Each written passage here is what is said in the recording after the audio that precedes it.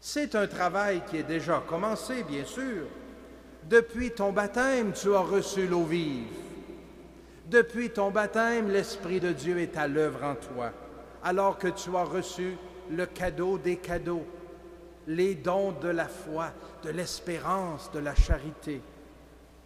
Cadeau que Dieu t'a donné pour que tu puisses devenir une personne heureuse, libre, sainte. Mais cadeaux qui parfois ne sont pas encore complètement déballés.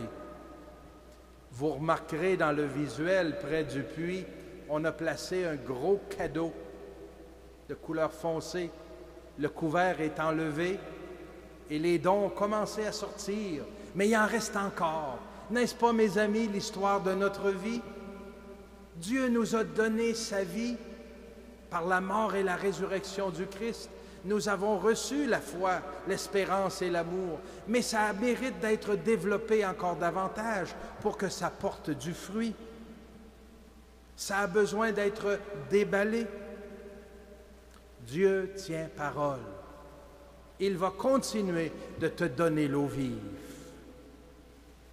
Dans notre vie, il y a déjà un déjà là. Déjà, nous voyons que Dieu y est passé, qu'il y a des soubresauts de foi, d'amour, de lumière, de vérité. Mais aussi, il y a un pas encore dans chacune de nos vies. Même si on a reçu le baptême, on voit qu'il y a encore besoin que la lumière fasse toute son œuvre, qu'on puisse être de plus en plus libre.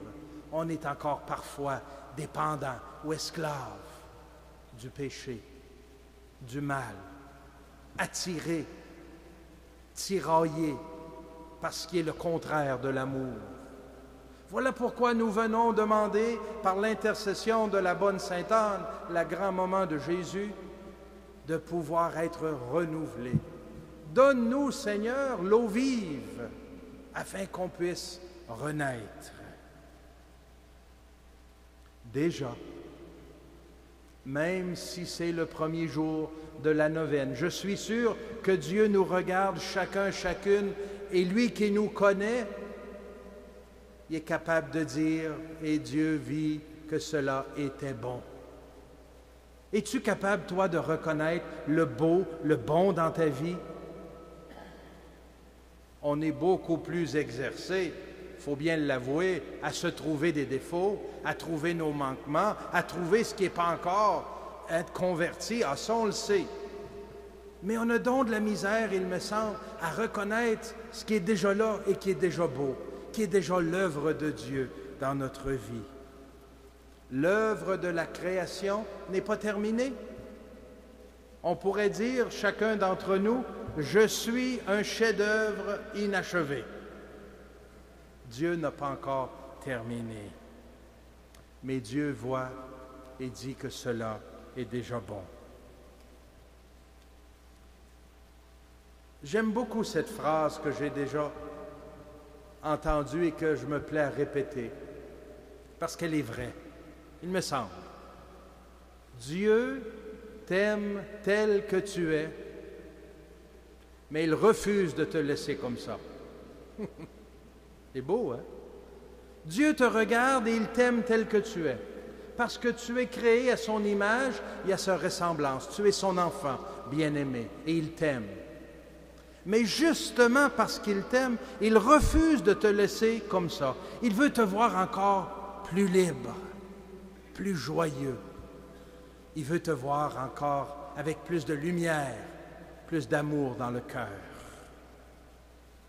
Un jour, j'avais vu un autocollant sur un pare-choc d'un automobile qui m'avait bien fait sourire.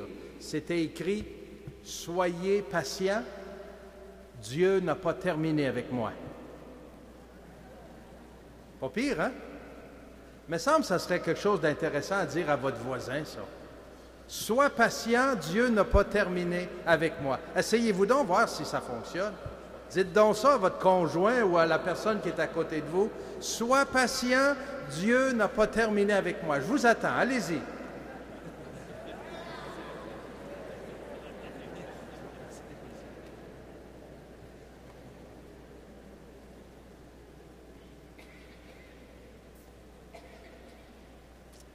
Mon ami, laisse ton baptême se déployer en toi encore davantage.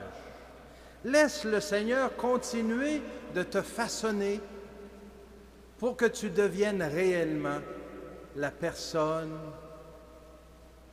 qu'il veut que tu sois, une personne pleinement réalisée et pleinement libre pour aimer et être aimé. Lors de ton baptême, Dieu a dit, « Tu es mon fils, tu es ma fille bien-aimée. Tu as du prix à mes yeux et je t'aime. » En entrant dans cette neuvaine, en cette première journée, laissons le Seigneur nous renouveler. Laissons-le nous redire au cœur qu'il nous aime. Et en terminant, chers amis, j'aimerais vous laisser avec 3 petites pistes pour que vous puissiez continuer à réfléchir ce soir, cette nuit, peut-être même demain. 3 pistes très simples. Devant le chaos qu'on rencontre autour de nous dans le monde, devant le chaos qu'on rencontre à l'intérieur de nous-mêmes, devant ce qui est à l'envers, comment réagir, devant la souffrance de nos frères et sœurs, devant le désarroi, devant les ténèbres. Quoi faire? 3 pistes tirées de la parole de Dieu de ce soir. Première piste, reconnais le souffle de Dieu.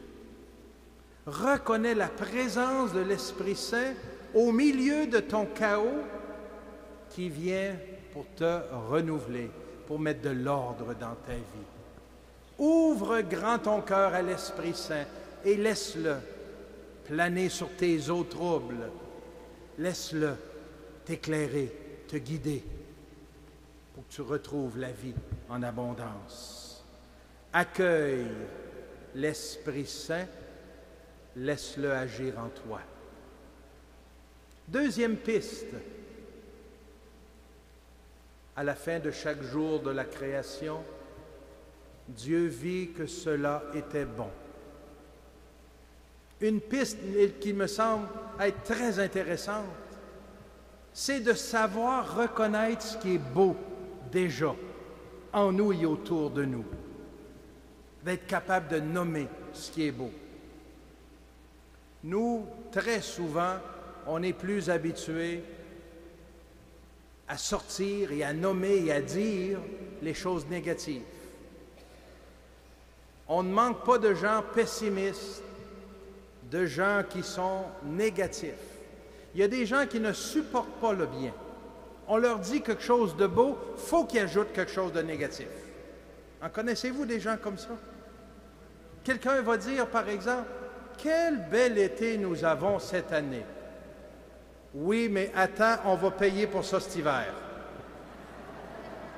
Avez-vous déjà entendu ça? Pas par ici, hein? Quelqu'un va dire, mais c'était donc beau de voir la célébration des premières communions dans notre paroisse dimanche passé, tous ces jeunes avec leur famille, mon Dieu que c'est réconfortant. Il y a un autre qui dit, oui, mais on ne reverra pas dimanche prochain.